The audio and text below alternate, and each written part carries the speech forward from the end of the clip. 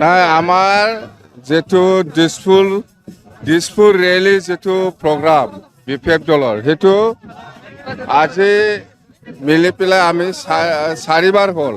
প্ৰথম গোসাইগাঁও, ইয়াৰ পিছত পৰ্বতজৰা, ইয়াৰ পিছত কোকৰাঝাৰৰ পিছত খাজলগাঁও আৰু আজি বিজনী। প্ৰত্যেকটা ৰেলীত আমাৰ যেটো দিছপুৰ ৰেলী যাত্ৰা সেইটো খুব পজিটিভ।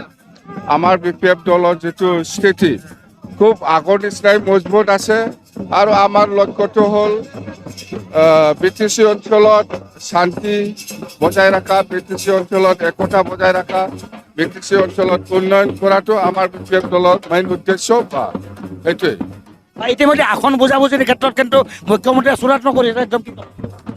আসন বুজাবুজি এতিয়ালৈকে আমাৰ PMB দলত আলোচনা হোৱা নাই। আলোচনা হ'ব আমাৰ সেই অহা 9 তাৰিখত PMB মিটিং হ'ব, সেইদিনা আমি গম পাম যে বিজেপিক কেইখন আসন এৰি দিব BTC।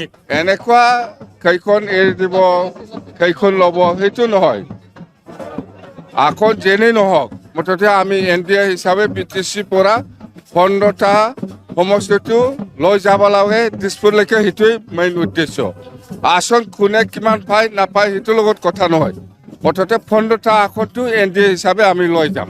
UPPL স্থিতি কি আছে কি নাই UPPL ক'ব, মই ক'বলৈ নাযাওঁ। মুঠতে আজিৰ দিনত বিপেক দলত বহুত বেলেগ বেলেগ পাৰ্টিৰ পৰা আমাৰ দলত যোগদান কৰি আছে, এইটো আমি দেখিবলৈ পাইছোঁ। UPPL লগত কোনো বুজাবুজি নাই।